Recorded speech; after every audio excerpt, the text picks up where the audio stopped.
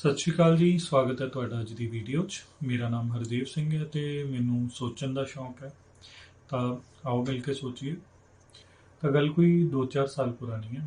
ਮੇਰੇ ਫਾਦਰ ਸਵੇਰ ਟ੍ਰੇਨ ਤੇ ਮੇਰੇ ਮਦਰ ਨੂੰ ਚੜਾ ਕੇ ਰੇਲਵੇ ਸਟੇਸ਼ਨ ਤੋਂ ਵਾਪਸ ਆ ਰਹੇ ਸੀਗੇ ਐਂਡ ਇੱਕ ਸੜਕ ਨੂੰ ਕ੍ਰਾਸ ਕਰਦੇ ਹੋਏ ਅਚਾਨਕ ਉਹਨਾਂ ਨੂੰ ਇੱਕ ਕਾਰ ਨੇ ਹਿੱਟ ਕਰਤਾ। ਮੇਰੇ ਫਾਦਰ ਸਾਹਿਬ ਥੱਲੇ ਡਿੱਗ ਪਏ। ਕੋਈ ਬਹੁਤ ਜ਼ਿਆਦਾ ਗੰਭੀਰ ਸੱਟ ਤਾਂ ਨਹੀਂ ਆਈ, ਬਟ ਇੱਕ ਮਣਕਾ ਜ਼ਰੂਰ ਕਰੈਕ ਹੋ ਗਿਆ ਐਂਡ ਹਸਪਤਾਲ ਵੀ ਨਜ਼ਦੀਕ ਸੀਗਾ। ਤਾਂ ਜਿਵੇਂ ਕਿ ਹੀ ਮੈਨੂੰ ਕਾਲ ਆਈ, ਮੈਂ ਜਲਦੀ ਜਲਦੀ ਆਇਆ ਤੇ ਮੈਂ ਫਾਦਰ ਸਾਹਿਬ ਨੂੰ ਹਸਪਤਾਲ ਲੈ ਗਿਆ ਐਂਡ ਜਿਸ ਕਾਰ ਨੇ ਮੇਰੇ ਫਾਦਰ ਸਾਹਿਬ ਨੂੰ ਟੱਕਰ ਮਾਰੀ ਸੀ ਉਹਦੇ ਵਿੱਚ ਇੱਕ 50-55 ਸਾਲ ਦੇ ਜੈਂਟਲਮੈਨ ਤੇ ਉਹਨਾਂ ਦੀ ਵਾਈਫ ਸਨ ਐਂਡ ਉਹਨਾਂ ਦੀ ਵਾਈਫ, ਜਿਵੇਂ ਕਿ ਔਰਤਾਂ ਦਾ ਹੁੰਦਾ, ਬਹੁਤ ਘਬਰਾਏ ਹੋਏ ਸੀਗੇ। ਉਹਨਾਂ ਨੂੰ ਲੱਗ ਰਿਹਾ ਸੀ ਵੀ ਪਤਾ ਨਹੀਂ ਕੀ ਹੋ ਗਿਆ, ਕੀ ਬਣੂਗਾ। ਐਂਡ ਮੈਂ ਉਹਨਾਂ ਨੂੰ ਦੇਖਿਆ, ਮੈਂ ਉਹਨਾਂ ਦੀ ਘਬਰਾਹਟ ਨੂੰ ਨੋਟਿਸ ਕੀਤਾ। ਖੈਰ ਅੰਕਲ ਜਿਹੜੇ ਸੀਗੇ ਉਹ ਮੇਰੇ ਨਾਲ ਅੰਦਰ ਹਸਪਤਾਲ 'ਚ ਆ ਗਏ। ਬਿੱਲ ਵਗੈਰਾ ਦੀ ਗੱਲ ਹੋਣ ਲੱਗ ਗਈ ਐਂਡ ਉਸ ਬਾਰੇ ਵੇਟ ਕਰਦੇ ਕਰਦੇ ਉਹਨਾਂ ਨਾਲ ਗੱਲ ਹੋਣ ਲੱਗ ਗਈ ਤਾਂ ਉਹਨਾਂ ਨੇ ਮੈਨੂੰ ਦੱਸਿਆ ਕਿ ਤੁਹਾਡੇ ਫਾਦਰ ਅਚਾਨਕ ਹੀ ਸੜਕ ਤੇ ਸਾਹਮਣੇ ਆ ਗਏ ਐਂਡ ਸਾਡੀ ਤੋਂ ਬ੍ਰੇਕ ਨਹੀਂ ਲੱਗ ਪਾਈ ਐਂਡ ਉਹਨਾਂ ਨੂੰ ਆਬਵੀਅਸਲੀ ਦੇਖ ਕੇ ਵੀ ਪਤਾ ਲੱਗ ਰਿਹਾ ਸੀ ਕਿ ਉਹਨਾਂ ਨੇ ਜਾਣ ਕੇ ਨਹੀਂ ਕੀਤਾ। ਕੌਣ ਕਰੂਗਾ ਜਾਣ ਕੇ? ਉਹ ਆਪਦੇ ਬਹੁਤ ਹੀ ਜ਼ਰੂਰੀ ਕੰਮ ਚੱਲੇ ਸੀਗੇ। ਤਾਂ ਉਦੋਂ ਮੈਂ ਇਹ ਡਿਸੀਜਨ ਲਿਆ ਕਿ ਮੈਂ ਉਹਨਾਂ ਤੋਂ ਕੋਈ ਵੀ ਪੈਸਾ ਨਹੀਂ ਲਵਾਂਗਾ ਐਂਡ ਮੈਂ ਅੰਕਲ ਨੂੰ ਕਿਹਾ ਕਿ ਤੁਸੀਂ ਜਾਓ, ਆਂਟੀ ਵੀ ਘਬਰਾਏ ਹੋਏ ਤੇ ਤੁਹਾਡਾ ਜੋ ਵੀ ਜ਼ਰੂਰੀ ਕੰਮ ਹੈ ਤੁਸੀਂ ਕਰੋ ਜਾ ਕੇ। ਤੇ ਮੈਂ ਉਹਨਾਂ ਨੂੰ ਜਾਣ ਦਿੱਤਾ ਤੇ ਹਸਪਤਾਲ ਦਾ ਸਾਰਾ ਬਿੱਲ ਆਪ ਚੁਕਾਇਆ।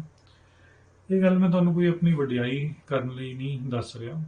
ਤਾਂ ਜਦੋਂ ਇਹ ਕਿੱਸਾ ਹੋਇਆ ਤੇ ਉਸ ਤੋਂ ਬਾਅਦ ਜਦੋਂ ਰਿਸ਼ਤੇਦਾਰਾਂ ਨੂੰ, ਦੋਸਤਾਂ ਨੂੰ ਪਤਾ ਲੱਗਿਆ ਕਿ ਇਦਾਂ ਇਦਾਂ ਗੱਲ ਹੋਈ ਹੈ ਤਾਂ ਉਹਨਾਂ ਨੇ ਮੈਨੂੰ ਕਿਹਾ ਵੀ ਤੂੰ ਯਾਰ ਬਹੁਤ ਭੋਲਾ, ਠੀਕ ਹੈ, ਤੂੰ ਉਹਨਾਂ ਤੋਂ ਬਿੱਲ ਪੇ ਕਰਵਾਉਣਾ ਸੀ, ਉਹ ਜਿਹੜਾ 10-15 ਹਜ਼ਾਰ ਲੱਗ ਗਿਆ ਉਹ ਤੂੰ ਕਿਉਂ ਲਾਇਆ? ਤੇ ਲੇਕਿਨ ਮੈਂ ਜੋ ਚੀਜ਼ ਕੀਤੀ ਮੈਂ ਉਹਦੇ ਨਾਲ ਸੈਟਿਸਫਾਈਡ ਸੀ। ਜੋ ਮੇਰਾ ਲੌਜਿਕ ਸੀ ਉਹ ਇਹ ਸੀ ਕਿ ਜਦੋਂ ਉਹਨਾਂ ਨੇ ਜਾਣਬੁੱਝ ਕੇ ਮਾਰਿਆ ਹੀ ਨਹੀਂ, ਠੀਕ, ਔਰ ਵੈਸੇ ਵੀ ਮੇਰੇ ਫਾਦਰ ਸਾਹਿਬ ਦੀ ਵੀ ਤਾਂ ਗਲਤੀ ਹੋ ਸਕਦੀ ਹੈ ਕਿ ਉਹ ਇੱਦਾਂ ਦੇ ਟਾਈਮ ਸੜਕ ਕ੍ਰਾਸ ਕਰਨ ਦੀ ਕੋਸ਼ਿਸ਼ ਕਰ ਰਹੇ ਸੀਗੇ, ਤਾਂ ਫਿਰ ਮੈਨੂੰ ਲੱਗਿਆ ਕਿ ਪੈਸੇ ਲੈਣੇ ਜਾਇਜ਼ ਨਹੀਂ ਹੈ। ਲੇਕਿਨ ਮੈਨੂੰ ਇਹ ਵੀ ਪਤਾ ਸੀ ਕਿ ਜਿਹੜੇ ਮੇਰੇ ਰਿਸ਼ਤੇਦਾਰ ਐਂਡ ਦੋਸਤ ਇਹ ਕਹਿ ਰਹੇ ਵੀ ਮੈਂ ਗਲਤ ਸੀਗਾ, ਉਹ ਦੋਸਤ ਗਲਤ ਨਹੀਂ ਸੀ ਪੂਰੀ ਤਰ੍ਹਾਂ। ਅਖੀਰਕਾਰ ਜਿਹੜਾ ਮੇਰਾ ਫਾਦਰ ਦਾ ਐਕਸੀਡੈਂਟ ਹੋਇਆ ਸੀਗਾ ਉਹ ਉਹਨਾਂ ਦੀ ਕਾਰ ਨਾਲ ਹੀ ਹੋਇਆ ਸੀ। ਕਾਰ ਨੂੰ ਉਹੀ ਚਲਾ ਰਹੇ ਸੀਗੇ, ਉਹਨਾਂ ਨੇ ਟੱਕਰ ਮਾਰੀ ਸੀ, ਕਿਸੇ ਹੋਰ ਨੇ ਨਹੀਂ ਮਾਰੀ ਸੀ। ਤਾਂ ਉਹਨਾਂ ਦੇ ਜਿਹੜੇ ਐਕਸ਼ਨਸ ਦੇ ਕੌਨਸੀਕੁਐਂਸਿਸ ਸੀ ਉਹ ਵੀ ਉਹਨਾਂ ਨੂੰ ਭੁਗਤਣੇ ਚਾਹੀਦੇ ਸੀ। ਉਹਨਾਂ ਦਾ ਲੌਜਿਕ ਸੀ, ਮੇਰਾ ਨਹੀਂ। ਲੇਕਿਨ ਜਦੋਂ ਇਹ ਕਿੱਸਾ ਹੋਇਆ ਤਾਂ ਮੇਰਾ ਅਚਾਨਕ ਖਿਆਲ ਉਸ ਸਵਾਲ ਵੱਲ ਗਿਆ ਜੋ ਮੈਨੂੰ ਬਚਪਨ ਤੋਂ ਆਪਣੇ ਵੱਲ ਖਿੱਚਦਾ ਆਇਆ। ਇੱਦਾਂ ਨਹੀਂ ਵੀ ਮੈਂ ਕੋਈ ਬਚਪਨ 'ਚ ਜੀਨੀਅਸ ਸੀ ਜਾਂ ਕੋਈ ਫਿਲੋਸਫਰ ਸੀਗਾ। ਮੈਂ ਬਹੁਤ ਹੀ ਆਈ ਵੁੱਡ ਸੇ ਡਲ ਮਾਈਂਡਡ ਜਿਹਾ ਬੱਚਾ ਸੀਗਾ। ਮੇਰੇ ਤਾਇਆ ਜੀ ਨੂੰ ਸ਼ੌਕ ਸੀਗਾ, ਜਿਨ੍ਹਾਂ ਨਾਲ ਮੈਂ ਆਪਣਾ ਬਚਪਨ ਗੁਜ਼ਾਰਿਆ, ਸ਼੍ਰੀ ਗੁਰਮੇਲ ਸਿੰਘ ਸਰਾਨੋ, ਇੱਦਾਂ ਦੇ ਵਿਸ਼ਿਆਂ ਤੇ ਗੱਲਾਂ ਕਰਨ ਦਾ। ਤੇ ਇੱਕ ਵਾਰੀ ਮੈਂ ਓਵਰਹੇਅਰ ਕੀਤਾ, ਦੂਜੇ ਕਮਰੇ ਤੋਂ ਆਵਾਜ਼ਾਂ ਆ ਰਹੀਆਂ ਸੀ, ਉਹ ਆਪਣੇ ਇੱਕ ਦੋਸਤ ਨਾਲ ਇਸ ਵਿਸ਼ੇ ਤੇ ਗੱਲ ਕਰ ਰਹੇ ਸੀਗੇ। ਮੈਨੂੰ ਹੋਰ ਤਾਂ ਗੱਲ ਕੋਈ ਯਾਦ ਨਹੀਂ, ਪਰ ਵਿਸ਼ਾ ਇਹੀ ਚੱਲ ਰਿਹਾ ਸੀਗਾ ਕਿ ਕਿਸੇ ਐਕਸ਼ਨ ਨੂੰ ਜਾਂ ਕਿਸੇ ਇਨਸਾਨ ਨੂੰ ਅਸੀਂ ਉਹਦੇ ਇਰਾਦੇ ਦੇ ਅਨੁਸਾਰ ਜੱਜ ਕਰਾਂਗੇ ਜਾਂ ਉਹਦੇ ਕੌਨਸੀਕੁਐਂਸਿਸ ਦੇ ਅਨੁਸਾਰ, ਕਿ ਉਹਨੇ ਜੋ ਕੀਤਾ ਉਹਦਾ ਨਤੀਜਾ ਕੀ ਨਿਕਲਿਆ। ਯਾਨੀ ਜੇ ਕੋਈ ਐਕਸ਼ਨ ਮਾੜਾ ਹੈ ਤਾਂ ਉਹ ਤਾਂ ਮਾੜਾ ਹੈ ਕਿਉਂਕਿ ਕਰਨ ਵਾਲੇ ਦੇ ਇਰਾਦੇ ਮਾੜੇ ਸੀ, ਜਾਂ ਉਹ ਤਾਂ ਮਾੜਾ ਹੈ ਕਿਉਂਕਿ ਉਸ ਐਕਸ਼ਨ ਦਾ ਨਤੀਜਾ ਮਾੜਾ ਨਿਕਲਿਆ। ਸ਼ਾਇਦ ਤੁਹਾਨੂੰ ਇਹ ਸਵਾਲ ਬੜਾ ਅਜੀਬ, ਬੜਾ ਹੀ ਸਾਦਾ ਲੱਗ ਰਿਹਾ ਹੋਵੇ, ਲੇਕਿਨ ਆਪਾਂ ਇੱਕ ਐਗਜ਼ਾਮਪਲ ਲੈ ਲੈਂਦੇ। ਮੰਨ ਲਓ ਇੱਕ ਦਿਨ ਅਚਾਨਕ ਇੱਕ ਆਤੰਕਵਾਦੀ ਕਿਸੇ ਨੂੰ ਬੰਦੀ ਬਣਾ ਲੈਂਦਾ, ਕਿਸੇ ਨਿਰਦੋਸ਼ ਇਨਸਾਨ ਨੂੰ, ਐਂਡ ਉਹਦੇ ਗਲੇ ਤੇ ਉਹਨੇ ਚਾਕੂ ਰੱਖਿਆ ਹੋਇਆ, ਲੋਕਾਂ ਦੀ ਭੀੜ ਇਕੱਠੀ ਹੋ ਗਈ ਹੈ ਐਂਡ ਆਤੰਕਵਾਦੀ ਜੋ ਵੀ ਉਹਦੀ ਮੰਗ ਰਿਹਾ। ਲੇਕਿਨ ਉਦੋਂ ਹੀ ਆਰਮੀ ਵਾਲੇ ਆਉਂਦੇ ਆ ਤੇ ਦੂਰ ਬਿਲਡਿੰਗ ਤੇ ਬੈਠਾ ਇੱਕ ਆਰਮੀ ਦਾ ਨਿਸ਼ਾਨੇਬਾਜ਼, ਬੜਾ ਹੀ ਐਕਸਪਰਟ ਨਿਸ਼ਾਨੇਬਾਜ਼, ਕੋਸ਼ਿਸ਼ ਕਰਦਾ ਹੈ ਕਿ ਉਹ ਜੋ ਟੈਰਰਿਸਟ ਆ ਉਹਦੇ ਸਿਰ ਤੇ ਨਿਸ਼ਾਨਾ ਸਾਧ ਸਕੇ। ਲੇਕਿਨ ਹੁੰਦਾ ਇਹ ਹੈ ਕਿ ਜਦੋਂ ਗੋਲੀ ਚਲਾਉਂਦਾ ਹੈ ਤਾਂ ਟੈਰਰਿਸਟ ਆਪਣੀ ਜਗ੍ਹਾ ਤੋਂ ਹਿੱਲ ਜਾਂਦਾ ਹੈ ਤੇ ਉਹ ਗੋਲੀ ਜਾ ਕੇ ਜਿਹੜਾ ਉਹ ਨਿਰਦੋਸ਼ ਹੋਸਟੇਜ ਉਹਨੇ ਫੜਿਆ ਹੁੰਦਾ ਉਹਨੂੰ ਲੱਗ ਜਾਂਦੀ ਹੈ ਤੇ ਉਹਦੀ ਮੌਤ ਹੋ ਜਾਂਦੀ ਹੈ। ਕੀ ਤੁਸੀਂ ਉਸ ਆਰਮੀ ਮੈਨ ਨੂੰ ਜਿਹਨੇ ਗੋਲੀ ਮਾਰੀ, ਕੀ ਤੁਸੀਂ ਉਸ ਨੂੰ ਦੋਸ਼ੀ ਮੰਨੋਗੇ? ਕਿ ਉਸ ਨੂੰ ਕਤਲ ਦਾ ਦੋਸ਼ੀ ਮੰਨਿਆ ਜਾਊਗਾ ਜਾਂ ਨਹੀਂ? ਮੈਂ ਨਹੀਂ ਪੁੱਛ ਰਿਹਾ ਕਿ ਲੀਗਲੀ ਕਤਲ ਦਾ ਦੋਸ਼ੀ ਮੰਨਿਆ ਜਾਊਗਾ ਕਿ ਨਹੀਂ। ਤੁਹਾਨੂੰ ਕੀ ਲੱਗਦਾ ਕਿ ਉਸਨੂੰ ਉਸਦੇ ਕੀਤੇ ਦੀ ਸਜ਼ਾ ਮਿਲਣੀ ਚਾਹੀਦੀ ਹੈ ਇੱਕ ਨਿਰਦੋਸ਼ ਇਨਸਾਨ ਨੂੰ ਮਾਰਨ ਦੀ, ਜਾਂ ਤੁਸੀਂ ਇਹ ਕਹੋਗੇ ਕਿ ਉਹਨੇ ਜਾਣਬੁੱਝ ਕੇ ਨਹੀਂ ਕੀਤਾ? ਦੇਖੋ, ਜੇ ਤੁਸੀਂ ਇਹ ਕਹੋਗੇ ਕਿ ਉਹਨੇ ਜਾਣਬੁੱਝ ਕੇ ਨਹੀਂ ਕੀਤਾ ਤਾਂ ਇਹਦਾ ਮਤਲਬ ਤੁਹਾਡੇ ਲਈ ਇਰਾਦੇ ਮਾਇਨੇ ਰੱਖਦੇ ਆ। ਇਰਾਦੇ ਡਿਸਾਈਡ ਕਰਦੇ ਆ ਵੀ ਕੋਈ ਐਕਸ਼ਨ ਚੰਗਾ ਹੈ ਕਿ ਮਾੜਾ ਹੈ। ਲੇਕਿਨ ਜੇ ਤੁਹਾਨੂੰ ਲੱਗਦਾ ਕਿ ਨਹੀਂ, ਉਸਨੂੰ ਮਰਡਰ ਦੀ ਹੀ ਸਜ਼ਾ ਮਿਲਣੀ ਚਾਹੀਦੀ ਹੈ, ਤਾਂ ਸ਼ਾਇਦ ਤੁਹਾਡੇ ਲਈ ਕੌਨਸੀਕੁਐਂਸਸ ਮਾਇਨੇ ਰੱਖਦਾ। ਇਹ ਨਹੀਂ ਮਾਇਨੇ ਰੱਖਦਾ ਤੁਸੀਂ ਕੀ ਸੋਚ ਕੇ ਚੱਲੇ ਸੀ, ਤੁਸੀਂ ਕੀ ਕਰਤਾ ਫਾਇਦੇਮੰਦ ਜਾਂ ਨੁਕਸਾਨਦਾਇਕ, ਉਹਦੇ ਆਧਾਰ ਤੇ ਤੁਹਾਡੇ ਐਕਸ਼ਨ ਦੀ ਮੋਰੈਲਿਟੀ ਡਿਸਾਈਡ ਹੋਣੀ ਚਾਹੀਦੀ ਹੈ। ਤੁਸੀਂ ਕਿਤੇ ਵਿੱਚ ਵਿਚਾਲੇ ਵੀ ਹੋ ਸਕਦੇ ਹੋ, ਇਹ ਵੀ ਪੋਸੀਬਲ ਹੈ ਓਬਵੀਅਸਲੀ। ਅੱਛਾ, ਤਾਂ ਸ਼ਾਇਦ ਸਾਨੂੰ ਇੰਨੇ ਐਕਸਟ੍ਰੀਮ ਐਗਜ਼ਾਮਪਲ ਦੀ ਵੀ ਜ਼ਰੂਰਤ ਨਹੀਂ ਹੈ। ਅਸੀਂ ਆਪਣੇ ਘਰ ਪਰਿਵਾਰ ਦਾ ਇੱਕ ਐਗਜ਼ਾਮਪਲ ਲੈ ਕੇ ਚੱਲ ਸਕਦੇ ਹਾਂ। ਕਈ ਵਾਰੀ ਅਸੀਂ ਕੁਝ ਕਹਿਣਾ ਹੋਰ ਚਾਹ ਰਹੇ ਹੁੰਦੇ ਹਾਂ ਤੇ ਕਹਿ ਕੁਝ ਹੋਰ ਬੈਠਦੇ ਹਾਂ, ਜਾਂ ਜੋ ਗੱਲਾਂ ਅਸੀਂ ਕਹਿੰਦੇ ਹਾਂ ਕਈ ਵਾਰੀ ਉਹਦਾ ਅਰਥ ਗਲਤ ਕੱਢ ਲਿਆ ਜਾਂਦਾ ਤੇ ਸਾਹਮਣੇ ਵਾਲੇ ਇਨਸਾਨ ਨੂੰ ਠੇਸ ਪਹੁੰਚ ਜਾਂਦੀ ਹੈ।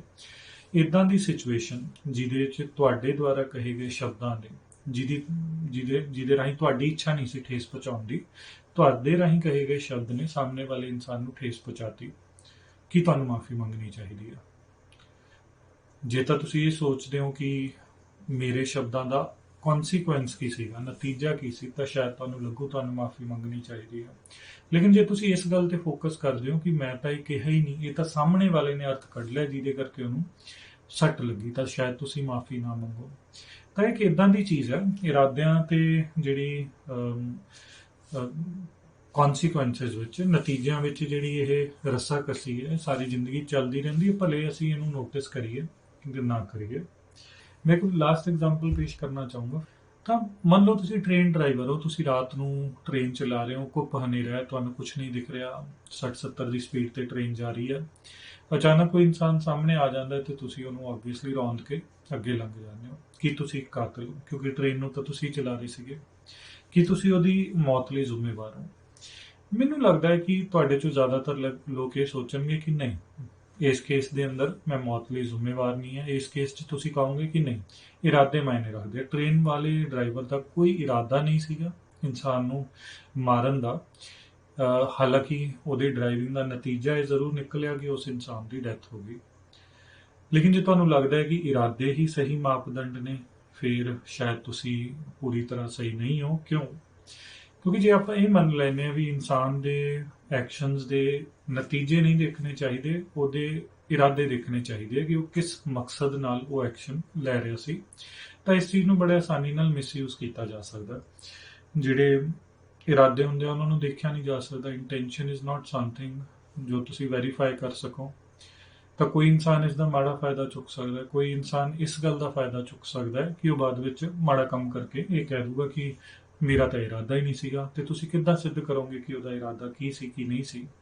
ਤਾਂ ਜੇ ਇਰਾਦਿਆਂ ਨੂੰ ਐਸਟੈਬਲਿਸ਼ ਨਹੀਂ ਕੀਤਾ ਜਾ ਸਕਦਾ ਤਾਂ ਇਰਾਦਿਆਂ ਦੀ ਸ਼ਾਇਦ ਕੋਈ ਬਹੁਤ ਜ਼ਿਆਦਾ ਪ੍ਰੈਕਟੀਕਲ ਵੈਲਿਊ ਨਹੀਂ ਰਹਿ ਜਾਂਦੀ। ਇਸ ਮਾਮਲੇ 'ਚ ਸ਼ਾਇਦ ਕੌਨਸੀਕੁਐਂਸਸ ਵੱਲ ਦੇਖਣਾ ਬੈਟਰ ਹੋਊਗਾ, ਜਾਂ ਮੇਬੀ ਦੋਨੋਂ ਚੀਜ਼ਾਂ ਦਾ ਕੋਈ ਮਿਕਸਚਰ ਲੈ ਕੇ ਸਾਨੂੰ ਚੱਲਣਾ ਚਾਹੀਦਾ। ਤਾਂ ਇੱਕ ਸਵਾਲ ਸੀ ਜਿਹਦੇ ਨਾਲ ਮੈਂ ਸਾਰੀ ਜ਼ਿੰਦਗੀ ਕੁਸ਼ਤੀ ਕੀਤੀ ਹੈ, ਤੇ ਕੁਸ਼ਤੀ ਦਾ ਮਤਲਬ ਇਹ ਨਹੀਂ ਹੈ ਕਿ ਮੈਂ ਦੁਖੀ ਸੀਗਾ। ਓਬਵੀਅਸਲੀ ਪੋਜ਼ਿਟਿਵਲੀ ਕੁਸ਼ਤੀ ਕੀਤੀ ਹੈ। ਕੁਸ਼ਤੀ ਇੱਕ ਪੋਜ਼ਿਟਿਵ ਵਰਡ ਹੈ। ਸਵਾਲਾਂ ਨਾਲ ਜਦੋਂ ਤੁਸੀਂ ਘੁਲਦੇ ਰਹਿੰਦੇ ਹੋ ਤਾਂ ਇਹਦੇ ਨਾਲ ਸ਼ਾਇਦ ਤੁਹਾਡਾ ਦਿਮਾਗ ਤੰਦਰੁਸਤ ਰਹਿੰਦਾ, ਜਵਾਨ ਰਹਿੰਦਾ। ਇਹ ਕੋਈ ਇਦਾਂ ਦਾ ਸਵਾਲ ਨਹੀਂ ਹੈ ਜਿਹਦਾ ਕੋਈ ਮੈਨੂੰ ਠੋਸ ਜਵਾਬ ਲੱਭਿਆ ਹੋਵੇ, ਤੇ ਮੈਂ ਉਮੀਦ ਵੀ ਨਹੀਂ ਕਰਦਾ ਹਰ ਸਵਾਲ ਦਾ ਜਵਾਬ ਲੱਭਣ ਦੀ। ਜਦੋਂ ਕਿਸੇ ਸਵਾਲ ਦਾ ਜਵਾਬ ਲੱਭ ਜਾਂਦਾ ਤਾਂ ਸਵਾਲ ਖਤਮ ਹੋ ਜਾਂਦਾ, ਉਹ ਕਹਾਣੀ, ਉਹ ਐਡਵੈਂਚਰ ਉੱਥੇ ਖਤਮ ਹੋ ਜਾਂਦੀ ਹੈ।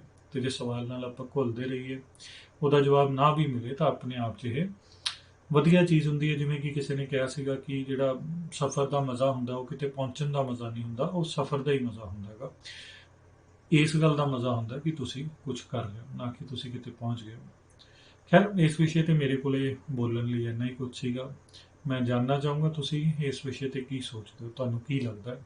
ਇਰਾਦੇ ਜ਼ਿਆਦਾ ਮੈਟਰ ਕਰਦੇ ਹੈ, ਨਤੀਜੇ ਜ਼ਿਆਦਾ ਮੈਟਰ ਕਰਦੇ ਹੈ, ਜਾਂ ਇਹਨਾਂ ਦਾ ਕੋਈ ਮਿਕਸਚਰ ਹੋਣਾ ਚਾਹੀਦਾ ਹੈ? ਜੇ ਮਿਕਸਚਰ ਹੋਣਾ ਚਾਹੀਦਾ ਤਾਂ ਕਿਸ ਤਰੀਕੇ ਨਾਲ ਉਹਨੂੰ ਪ੍ਰੈਕਟੀਕਲੀ ਇੰਪਲੀਮੈਂਟ ਕਰਾਂਗੇ?